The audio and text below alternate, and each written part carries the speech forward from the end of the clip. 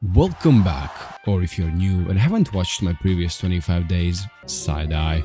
I'm XD and I'm attempting to survive 100 hardcore days in Vintage Story, which is basically Minecraft but much more difficult. But seriously, you should watch the last episode for more context at least. Anyway, my goals for the next 25 days are simple. Get iron, make some armor from it, start some kind of an animal farm, and work a bit on my house. As simple as these goals sound, they are difficult as shit. I don't want to bore you with the details, but the world is set on default settings, with one change of course. The world is set to one life only. So if I die, well, I die. But I'm not letting the fear of death and what comes after it paralyze me from doing stupid shit. As reckless as I might be, I'm pretty confident of surviving 100 days without doing anything dumb enough to get me killed. I might have jinxed it.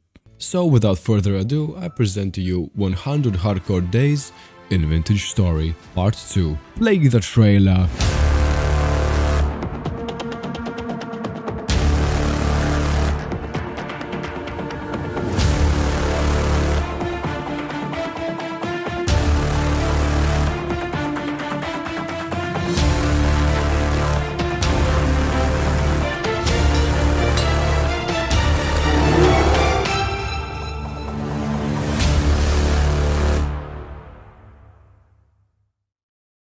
Day 26. It's good to be back. For the next couple of days, I was basically getting my mind together on what I want to do and how I'm gonna actually do it. I first started with making bread and some delicious looking rot for compost purposes. And then I decided to advance further into blacksmithing by making a bismuth bronze anvil. But I had run out of charcoal, so I had to leave it for the next day. On day 27, I decided to make a cellar, because apparently food lasts longer in lower temperatures, and yes, it is a feature in this game. Pretty cool, but anyway. After making the cellar, well, almost making it, I ventured out into the forest searching for, you guessed it, trees. After deforesting the better half of the forest, I went home and made a charcoal pit. But I'm really impatient, so I decided to kill some time by killing some animals. And then came day 28. At first, I decided to check in on my leather factory, and by factory I mean a barrel next to my garbage pond. And lo and behold, the leather was ready, so I quickly made a bow and some backpacks for more inventory space. Then I harvested the now ready charcoal and used it to cast a bismuth bronze anvil. I worked some more on my new smelting area and bonked some ugly trolls on the head, which was completely unnecessary, other than asserting dominance on these fuck. On day 29, after receiving a nice welcome gift from the friendly neighbors, I returned to the forest, but this time my targets were oak trees. Nothing personal, it's just that they are the only ones good enough to make leather out of. So, after once again clearing the other slightly worse half of the forest, I went searching for iron to make tools and armor later on. However, I had run out of luck, because nighttime was already closing in. Nonetheless, I harvested some of the mature flags before nightfall and did some work on my smelting area. On day 30 to 31, I just basically did some side quests like making a torch holder and did some work on the smelting area, which was starting to look hot. I'm also completely fucking blind. I made a new bucket because I thought that I had lost the previous one, but I just didn't see it.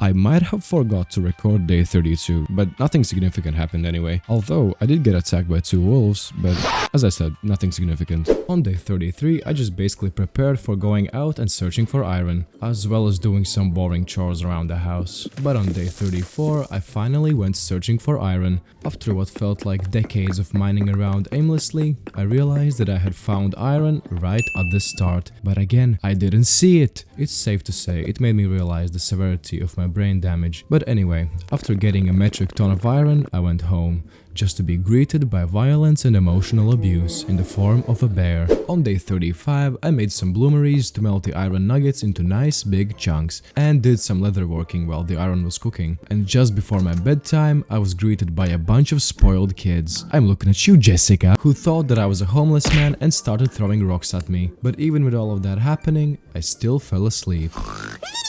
Day 36 went as well as it could. I first started by making some tools with my newly gathered iron, and in the meantime got a warning for an incoming quote-unquote light temporal storm. It just basically means that I start to lose my shit and extra monsters start spawning. So, being the curious idiot that I am, I decided to peek my head out for a couple seconds just to get my shit smacked by this ugly dingaling. And he was not joking, he left me on 0.1 HP, literally. And just when I thought I was safe behind my walls, animals. Don't do it to me. I beg you. No.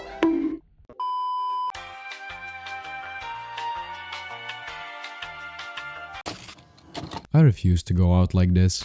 You see, before opening up my world and recording day 30, I was greeted by an option to update my game, and so I did. And luckily, every time you update your game, you get a backup of the world save. So basically, I'm back at day 30, so let me just quickly do all of this again.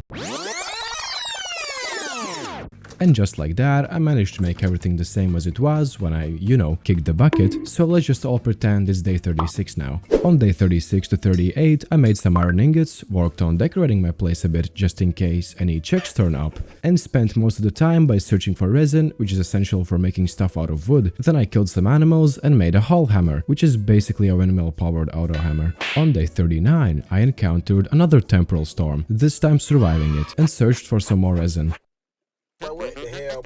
Oh, and the alcohol from the last episode was finally ready, so I quickly got drunk, in-game of course, and went for a good night's sleep. Day 40 to 42 was pretty boring. I kept on searching for resin and making iron ingots for my soon-to-be iron armor. I also did some cooking and learned how to make a pie. Day 43 was on another level. I went searching for copper because I had run out and wanted to make some lanterns, just to get stuck in a cave in complete darkness. I slowly started mining up and eventually got to the surface. Then I just kept making ingots for the armor. On day 44, I made lanterns with the copper that I had found and made another anvil, so I have one for myself in the smelting area and one for the hammer hooked up to the windmill. On day 45, I kept working on finally getting that iron armor while I was interrupted by a couple of drifters. On day 46, I finally made the iron armor.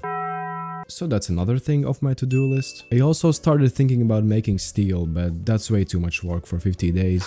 On day 47, I went exploring some caves, for laughs and giggles, and quickly found out why you shouldn't wander around in places where you're not supposed to be in. And all of that made me realize how underprepared I was, so I left, but not before getting this blue gear. That's important later on. On day 48, I found chickens, but both of them were roosters, so I couldn't breed them. And as I learned in my primary school biology class, two birds can't make a baby unless one of the birds has a cock. So after capturing the roosters, I went searching for chicks, and after a while, I found one and lured it back to my place. And the roosters were starting to fight, so I killed the one that was losing the battle because, natural selection and whatnot.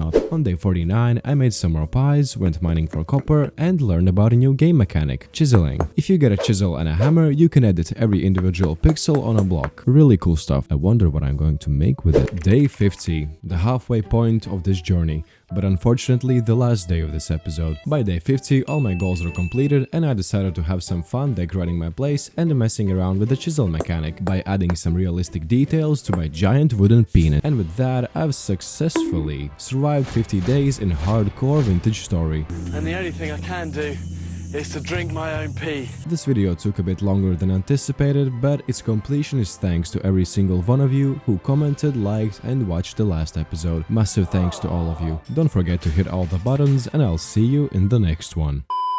Stop, don't leave. This was supposed to be a compilation of bloopers, but I've always wanted to do this. Did you know that only 0.1% of you watching this video are actually subscribed? Brother, what? 0.1%? This shit's depressing as fuck.